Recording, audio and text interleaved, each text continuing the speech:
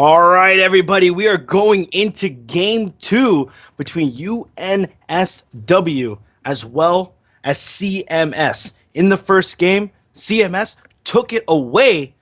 Can they take it again the second game? It is a best 2 of 3, trying to figure out who goes to the finals, trying to figure out who goes to the winter regionals. Of course, I am Jubilate, and of course, joined with me is the one and only Ranconius. How you going, man? Sorry, I just forgot to unmute my mic. You know, professional. Professional. Professional is professional. But it's gonna be an interesting game too. I mean, we did see CMS take such a commanding lead and just really snowballed off that bottom lane, and gonna be interesting to see what UNSW have to ban out this time. Absolutely. Of course, they are going to be on the blue side this time. That means bot lane is a lot easier to gank. And of course, the ban's going out. It's going to be Morgana, Renekton, and Jax coming out from CMS. Yeah, that Jax. I mean, we talked about it last game. So strong. Lucian, Jarvan, adjusted bans from UNSW here. Nidalee as well. Jax being banned away. And that Orianna immediately goes onto the hands of TF Ballsy. I mean, he clearly values that Orianna pick as well as his team, but it's also taking it away from Chris. Could have potentially been a little bit worried about that if their bottom lane didn't get so far ahead in that last game. The Wombo combo could have potentially been there. But Morgana, Jax, solo bans. We're seeing a Renekton ban again. I'm not sold on the Renekton ban in the state of everything at the moment. Especially with how strong Ryze is. Ryze potentially very, very strong and able to bully out Renekton. I mean, if you give Ryze a lane where he can bully out, he's just going to snowball so hard into that late game. We saw Jarvan, we saw Lucian last game. So detrimental to the composition and the hopes of UNSW. You know, they've got to go 2-0 now. That's going to be playing on their minds this entire game. They've got to play the next 2 games with that in the back of their mind. Jax, obviously not on the board. We talked about how strong he is. He's just a pain to deal with in that top lane. Because if you don't deal with him, you have a huge problem on your hands when mid-game comes around. But Toasties, he's going to pick up that Twisted Fate. And it seems like we're going to see Twisted Fate Orianna matchups in the middle day. Yeah, basically, it seems as if the mid lane just kind of swap places. It's like, okay, you play Twisted Fate this time, I'll play Orianna. We'll see who's the better mid laner with these champions going back and forth. Of course, Trundle being picked up once again, as well as the Thresh. Of course, Thresh being a very, very strong support champion. We're going to be going, as far as the jungle goes, we did see Jarvan picked up by CMS previous game, and it was Evelynn by SW. This time, SW decided to go with Elise. Yeah, I mean, that's a different pick. It can put down a lot of pressure. I mean, actually, I really like this Jace pick coming out from the side of UNSW as well. And Trundle probably going to be up on that top lane. But Jace deals with Trundle quite well. Can knock him back. And Trundle's kind of just like, I can't get back on his face. And he pokes out well. This is a really good early farm lane for Jace, because it's probably going to be up on that top lane. Probably not going to... Okay, never mind. They're just playing around with this. But interesting to see what they decide to pick out. And they're actually going to go with the Karma and Caitlyn bot lane. Alice is going to get that Caitlyn once again. Hopefully this time going to be in a better position. And we're going to have to see which AD carry the side of CMS decide to go with. But in the meantime, Caitlyn Karma, such a strong lane. Very dominating early on as well. Such great poke. And with that Thresh already locked in, I mean, still yet to see that AD carry, but Thresh can hard engage at that level 2. But if Karma doesn't let him get that level 2, Karma Caitlyn don't let him get that level 2. They poke out, they harass well, they give themselves such a strong position in that lane. Whenever you pick Caitlyn, you know that whenever your opponent comes in to grab creeps, you're going to be able to auto-attack them and do damage every point. But Jinx is going to be the pickup. At level 5, when you come and stick 3 points into Switcheroo, Jinx is equal on range with Caitlyn. So until that point, Caitlyn will out-harass her. After that point, Jinx won't have the attack speed that Caitlyn will, but she'll certainly have the range and be able to harass at the same level. But Jinx is a better all-in, but is very susceptible to poking. Great scaling AD carry when you're looking towards the late game as well. Absolutely, and of course, looks like SW does want to go for a little bit of a siege comp. They want to play that poke comp. I'm surprised that they decided to go with a Twisted Fate rather than a Nidalee. I mean, you have Karma and Caitlyn who are incredibly strong at poking. You were mentioning how they are, if they keep that up in the bot lane, They can completely zone out Whacked, as well as Gray Fox Baby, who would be playing support. And when it comes into like the mid game when they're trying to siege up, that's perfect. I mean, you have the wave clear from Inner Flame. Of course, when you use the mantra with it, it's even better. You have the Piltover Peacemaker that can clear waves, the wild cards that can clear waves. You have Invincible, who's going to be walking around using that repel, trying to land a single gank. It's going to be very single target based. You don't have that huge AoE lockdown, such as Shockwave or the box. And then with Tryndamere being locked in, that's telling me that they're going to have a split pusher the entire game. Absolutely. I mean, we'll have to wait to reveal the summoners to you guys, but we can already see them. I mean, the intention I feel from this composition, just talking composition-wise, Twisted Fate, Tryndamere, Elise, Caitlyn, Karma, Caitlyn Karma can sit and clear waves in mid, whilst Tryndamere and Twisted Fate do the damage in the side lanes. They are, however, very susceptible to being hard engaged upon. If they do, I mean, Thresh Xin Zhao, and with the pillars coming out from Trundle, Trundle's great for zoning away from turrets and things like that. And the ball as well, it's fantastic for zoning. There are so many bonus zoning features that come into this composition when you talk about the lineup of CMS. They have the ability to push down turrets quickly too if they group up and make that happen. Xin Zhao, fantastic. Jinx, fantastic. Turrets will fall like that. Orianna does decent damage to turrets, but Trundle, when he gets onto those turrets with the Frozen Domain as well, he's also fantastic at getting onto those turrets. Jinx, until she can get up into that minigun and really get onto the turrets, she's obviously not going to push down. Xin Zhao, Trundle, both melee. So there is, an ability to... they need an ability to get on towards that turret before they push them down rapidly. But if they do that, instead of taking one turret, they can take 2, 3, 4. The lane swap into the 4-man push was nerfed on this patch, but it could potentially come out here again just with the composition coming out from CMS.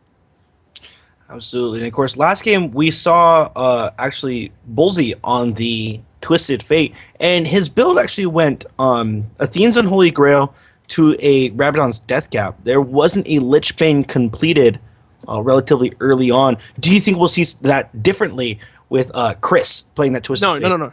Absolutely not. Maybe a Sheen. Where Lich Bane is sitting at the moment, it scales better into champion levels, same as Sunfire Cape. Sunfire Cape's still strong stat-wise, though, whereas that Lich Bane isn't as strong. It's kind of just a bonus onto the damage. It was nerfed because of Lulu, how much she was played in the mid lane. Orianna's, Ahri's, everyone could pick up Lich Bane. Now, it's in a better position. It does scale incredibly well into that late game. It's a great late game pickup, but early on, Twisted Fate needs that more poke-based damage. That's why when Ballsy was on it last game, he did actually pick up the Athene's Unholy Grail just to get that mana regeneration out there, get that gold card, the peel, everything is there for them to jump in, make a fight happen. This time, I feel like an identical build, but I believe it's time to start running down our team comps. Absolutely, and over on the blue side, it is going to be CMS. It's going to be Whacked NZ on that Trundle in the top lane. Feelings, to try to feel things up with that Xin Zhao. Of course, TF Bullseye going to be playing that Orianna. Whacked on the Jinx, and Gray Fox Baby on that Thresh. Yeah, and now we throw it over to the side of our CMS. UNSW. CMS are a blue side. I'm getting so confused. UNSW, SNX Toasties up in that top lane on the Tryndamere. Invincible, going to be playing that Elise in the jungle. Chris is going to be on that Twisted Fate in the mid lane. Alice on the Caitlyn at 80 carry, and rounding out the team comp, it's going to be Bubbles at support. Absolutely. So in this game, we saw CMS just dominate the first game. Of course, some targeted bans have been tossed out. They were banned out. You don't have that J4. You also don't have the, I believe it was Lucian, who also got banned out. Did incredibly well on the side of CMS.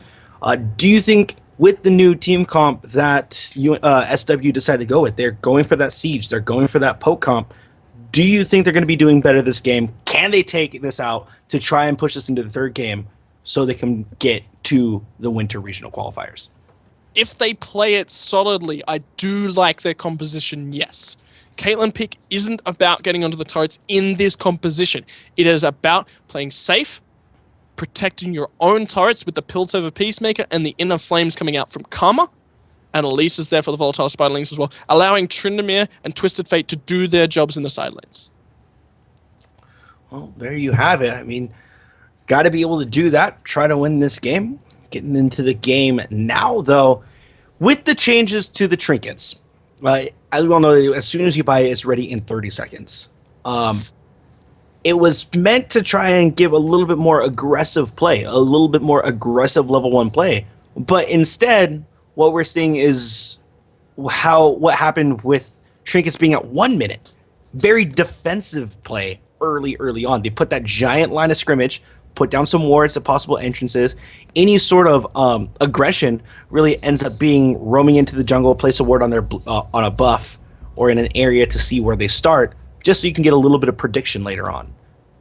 Yeah, potentially. I mean, if you roam as 5-man, previously on the last sort of patches, we've seen teams 5-manning it through the opposition jungle, scouting out potentially where the other team is, and then just immediately backing out, not dropping any wards or anything because it's too expensive early on. The dropping of wards early on is so expensive, so detrimental to that safety in the lane phase. With the trinket changes on this patch, you can see aggressive warding, but it's also great for defensive warding. You can now set up that line of scrimmage, have, in this game it's going to be obviously Whacked NC's Trundle, once again, in that top lane. He can sit on that blue buff, he can ward out that small bush of death, as I like to call it, that small little one-man bush that we now see groups of 5, That's generally the bush where you see large groups of 5 grouping up in and around. You can drop a ward there and also stand on towards the top side of the map, blue buff safe. No one can invade through that area without your knowledge for a full minute with that ward sitting down. Then you can have the entire rest of your team roam around. Decide what they want to do. Scout anything. Potential aggression can come off the back of that. So it's both safety and aggression, but it's more Season 3-esque styling. It's not your generalized Season 4 styling you see your lining of scrimmage. Absolutely. We are seeing constant pauses coming out. There are server issues happening on the OCE side. Definitely try and get those things figured out. But you were mentioning, talking about those trinket changes. So it's just a lot, as you mentioned, just a lot of defensive play. I'm surprised that this is something I've been thinking about doing. You end up taking a blue trinket early on, and because it's ready in 30 seconds, you go for a really, really hard engage. Just level 1 hard engage. You pick champions that have a level 1 CC of some sort. So preferably like, say, Leona and Twisted Fate, who has the gold card if he decides to start with pick a card. And hopefully with that blue trinket, you can spot someone out and land that CC very, very early on. Yeah, I mean, you can potentially do that. Elise can pick up the Cocoon at level 1. I mean, she's going to obviously need slightly larger leash. Karma can grab Inner Flame, can also grab Focus Resolve, grab that Lockdown, or she can grab the Poke at level 1. If she does grab the Lockdown that comes from that Inner Resolve, then... Focus Resolve, then her early laning is slightly weaker.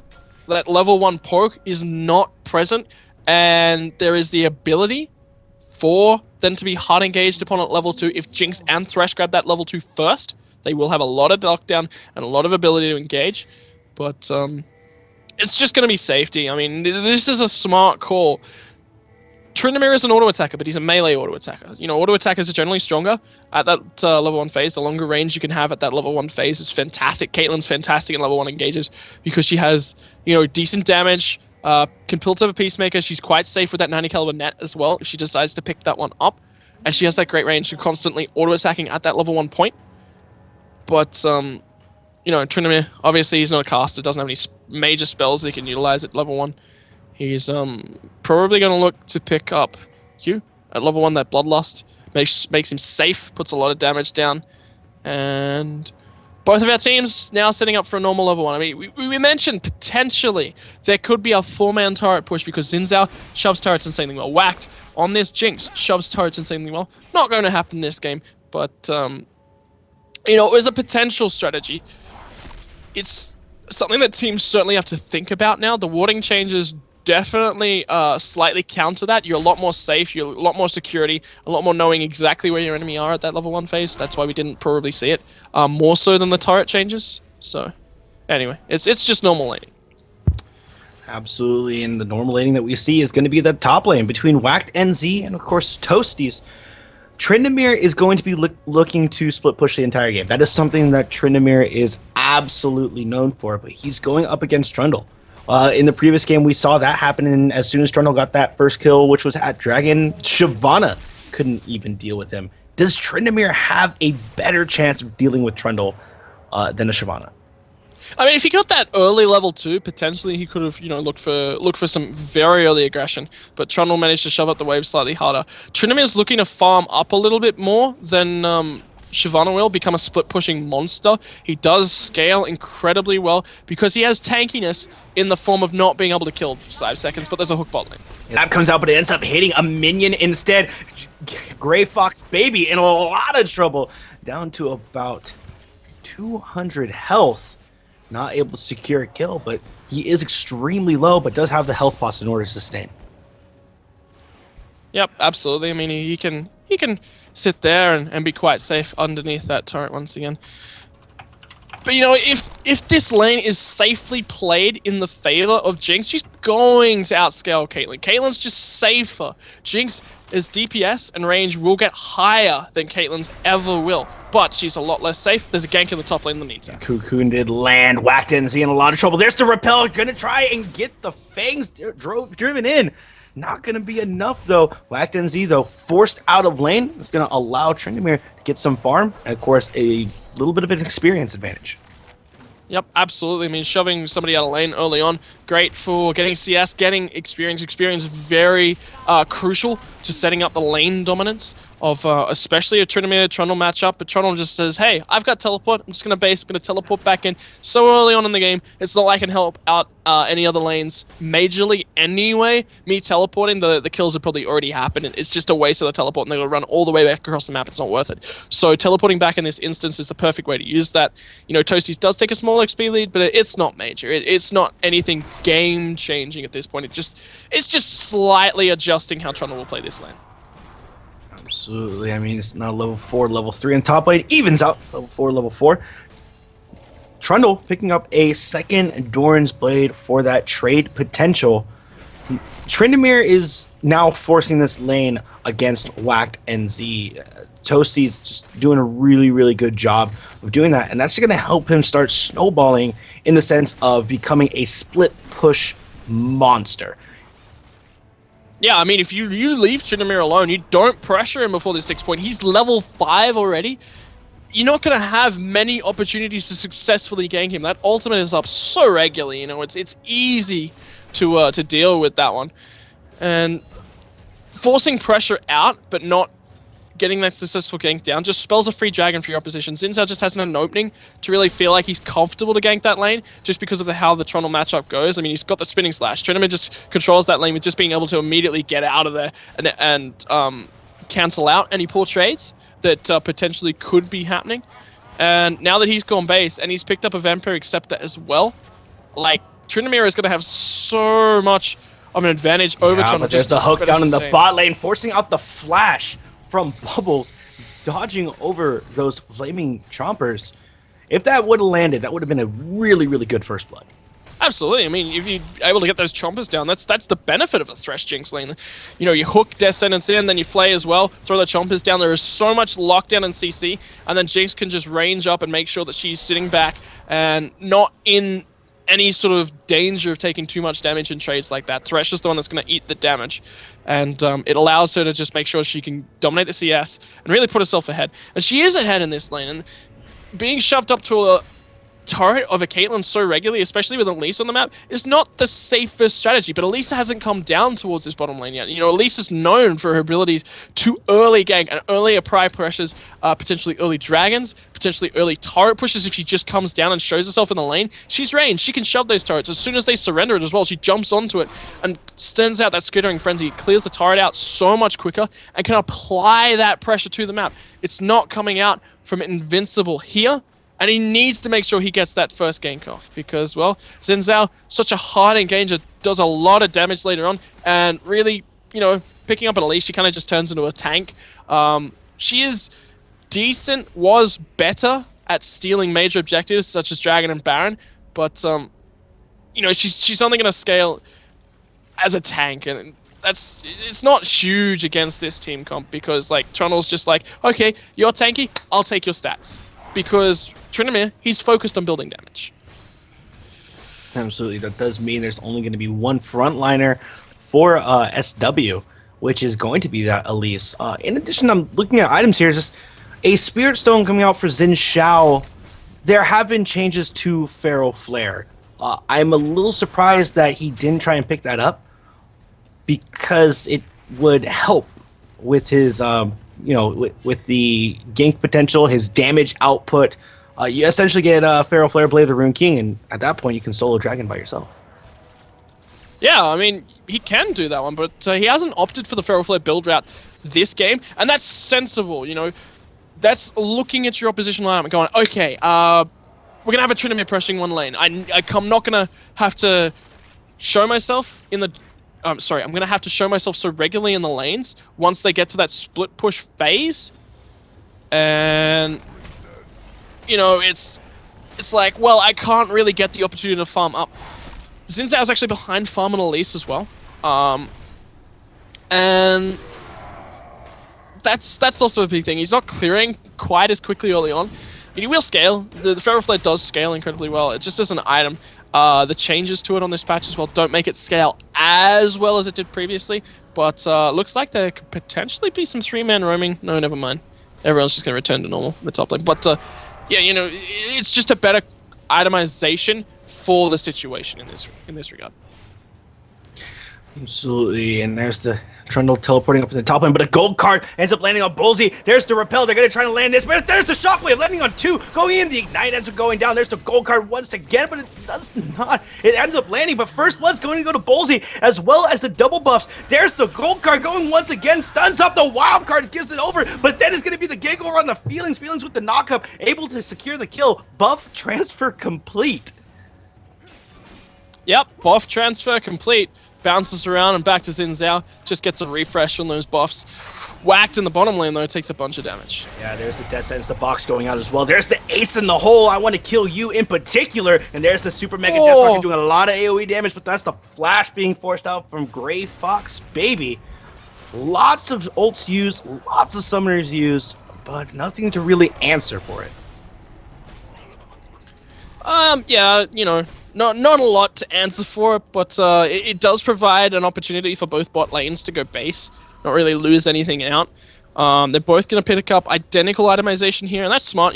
Jinx will now have that range and being able to harass Caitlyn and sustain up safely. She's now got a lot safer farming into this lane.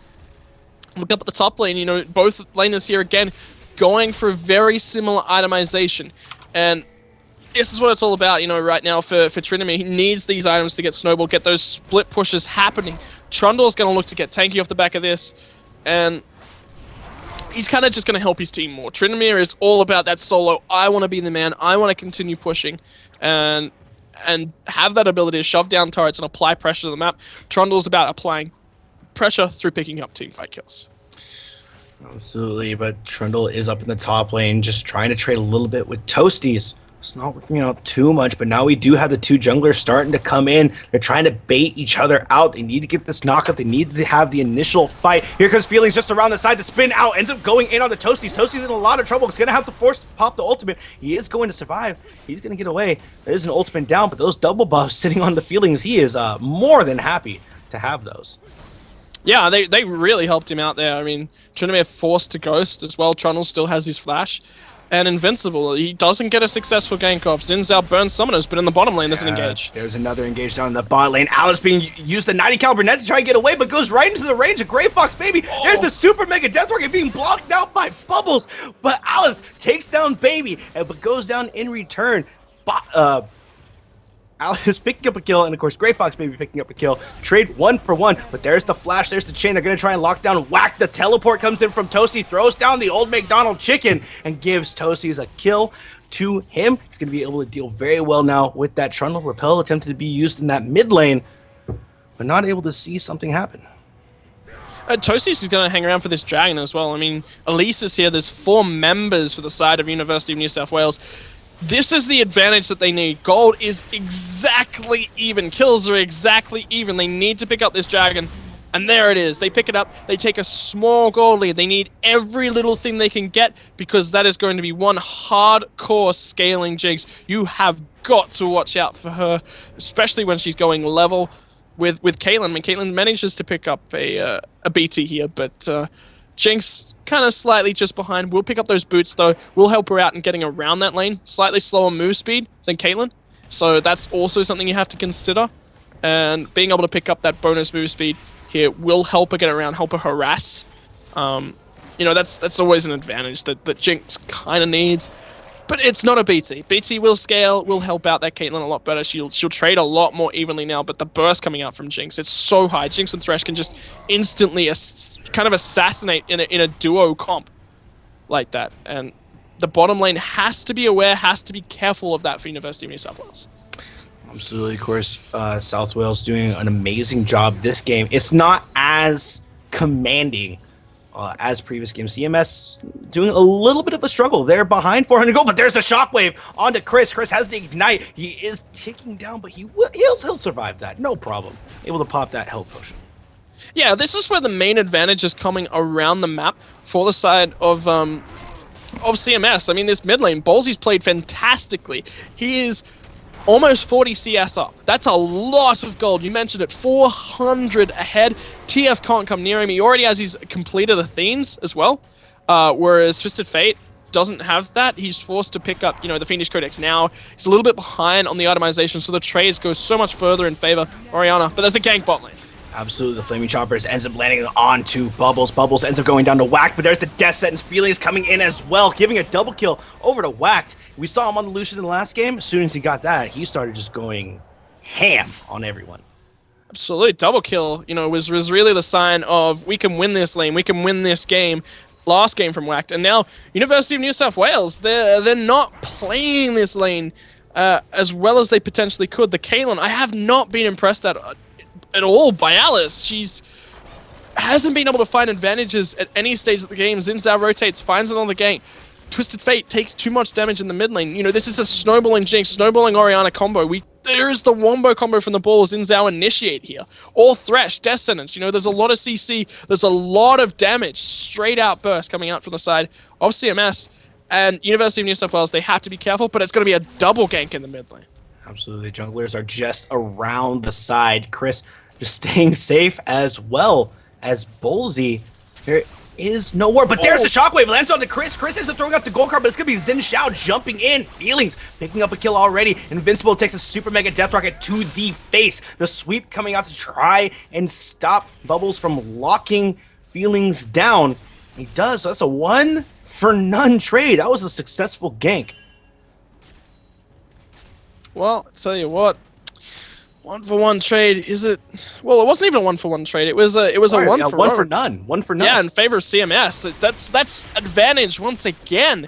Orianna picks up a kill. Snowballs further off Twisted Fate. Needlessly large rod on the board for her. That is a lot of damage. Twisted Fate hasn't finished his first major item yet. I'm very worried for University of New South Wales. It's only about 1.5k gold behind, but look at what the items are across the board.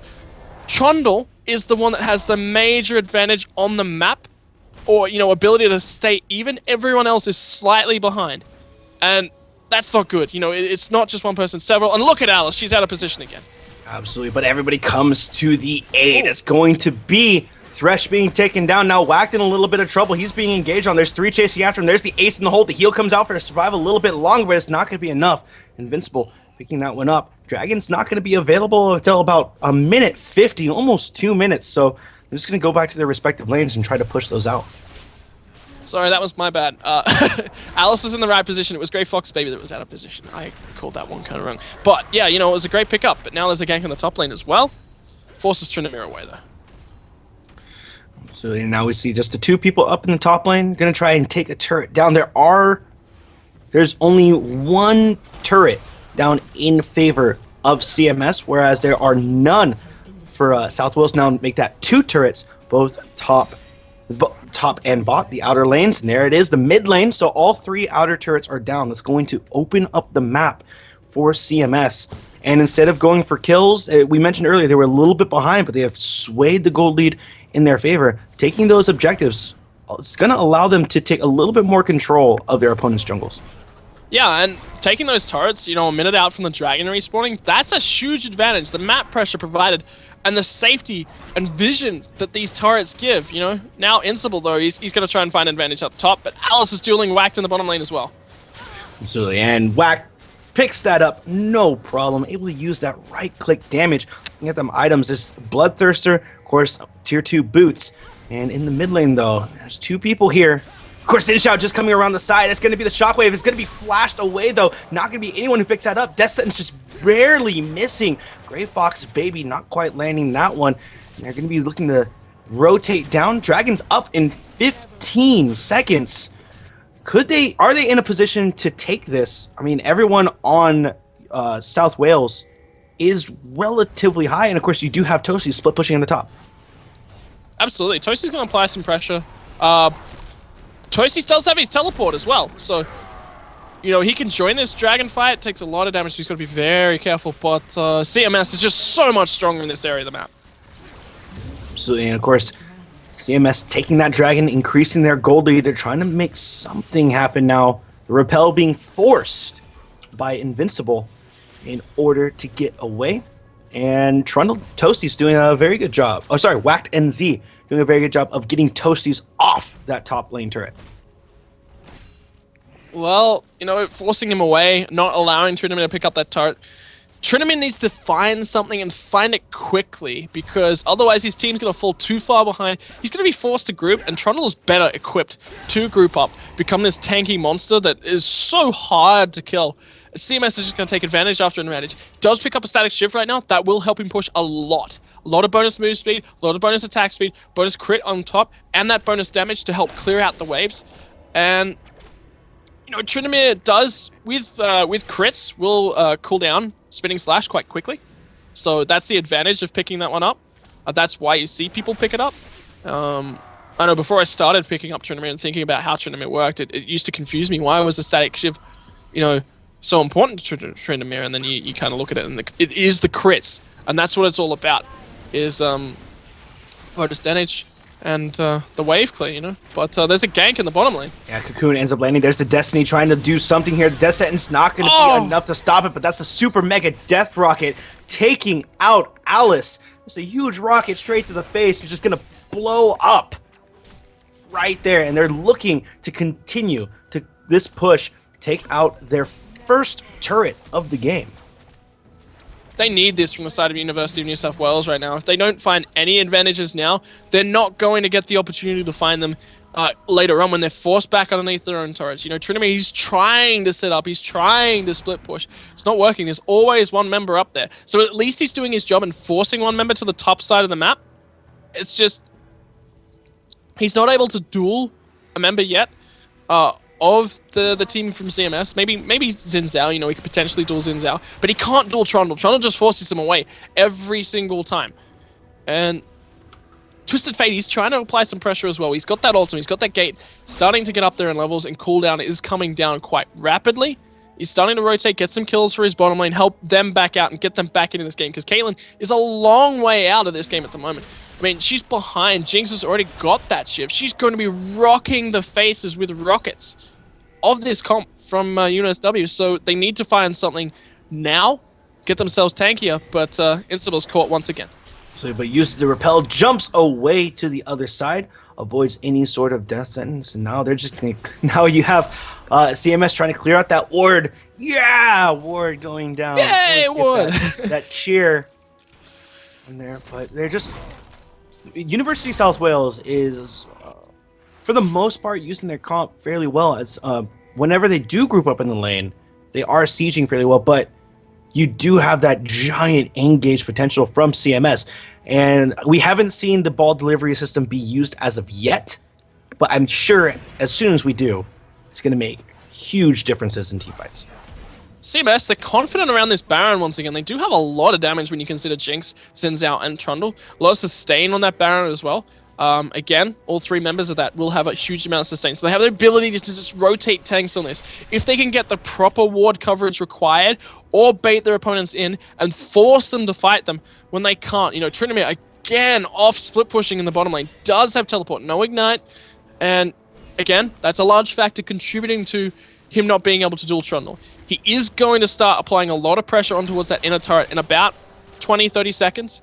And this is immediately great rotation, great ideas from CMS. They're going to force UNSW to come towards them here with this Baron.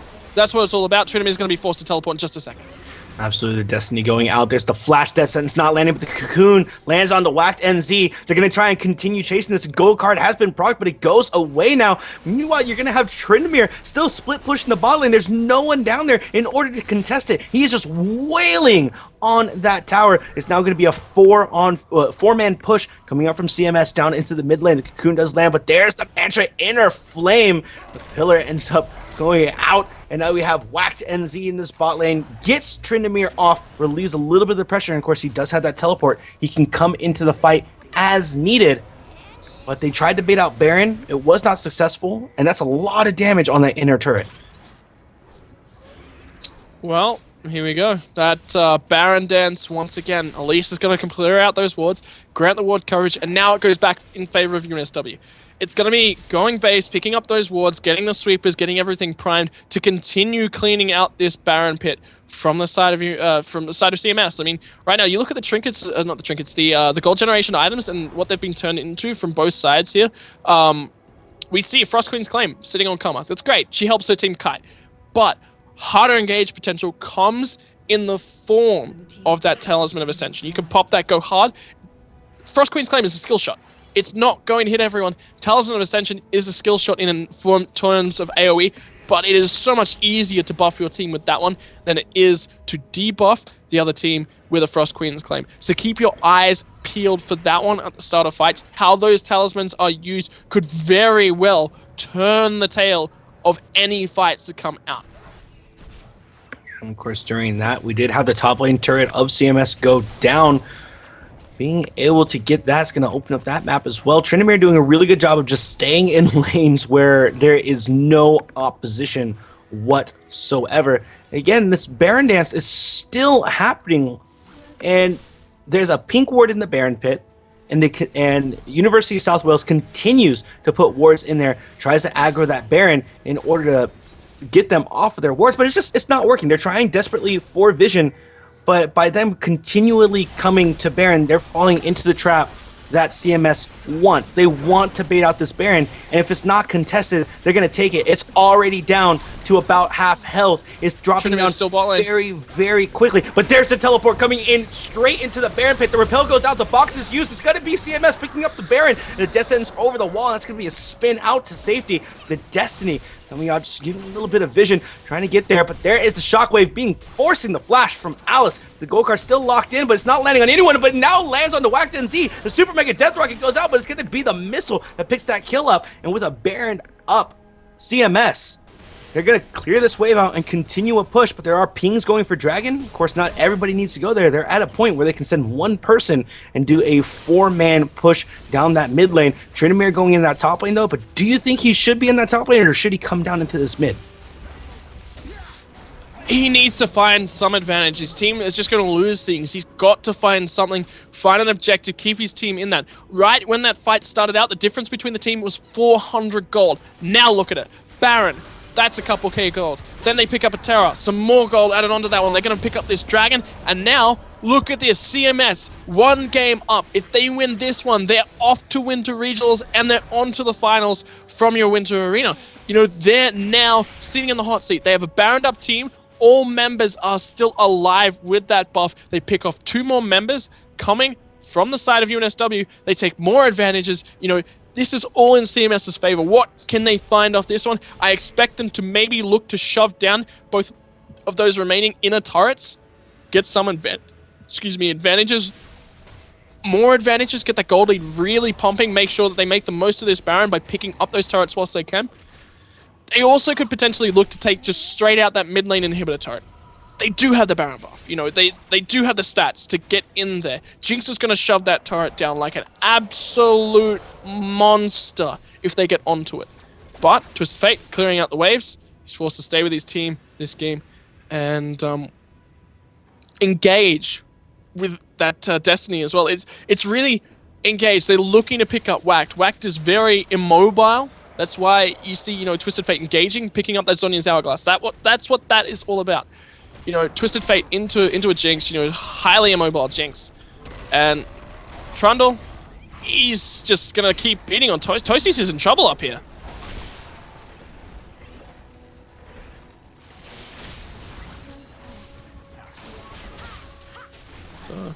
Alright, seems Risso may have a few problems with his microphone at the moment, but in the meantime, going to return to lanes as normal. Trinity is forced away from the defense of this turret in the top lane. And in the meantime, you know, the team's still able to continue the siege in the mid lane. They take that inner turret that we talked about. They're still putting pressure onto this inhibitor turret. And the base, if it crumples from UNSW, that's the game right there, because from then on, CMS take all advantages. They shove in the remainder of their opposition's base. And you can't, it's so hard to defend from an inhibitor down.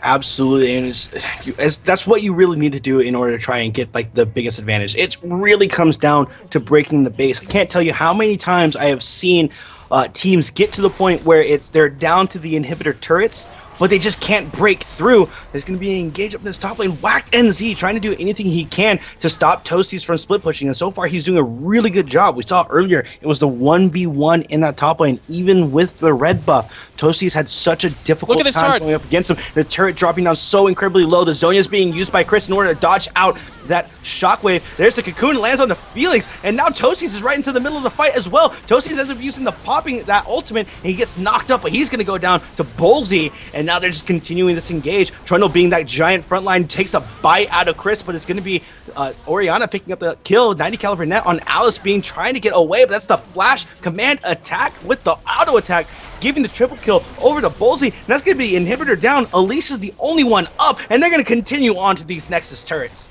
Absolutely, this is going to be the game right here. And you just see it.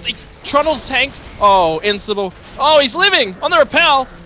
Drops down, but ends up going down. Now they're just going down on this Nexus, and that's the Nexus going down. Whacked NZ actually picking up the last hit on there. But there it is. 2-0 sweep for CMS. Absolutely. Well played by CMS. They're going to be moving on to the finals against University of Technology from Sydney.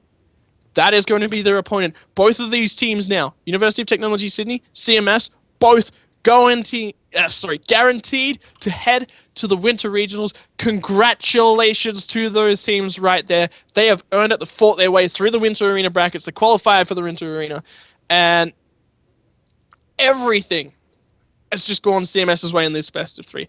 Jinx got set up, got strong. No one could deal with her. Trinity dived into that backline trying to kill Jinx. Jinx just cut it and ran away. Meantime, Trundle is sitting on the rest of purple team. UNSW were trying to deal with this Trundle in their faces. They could not. He took like a quarter of his HP damage over the entire time they were trying to deal with him. And CMS were just like, right, you know, Trundle's tanking. We've killed Tryndamere. That is the major threat. Gone. That's it. We can just keep going, win the game. They broke the base. They took the inhibitor. They won the game. Congratulations, CMS. Very well played. Absolutely. But, guys, that's going to be the end of that game.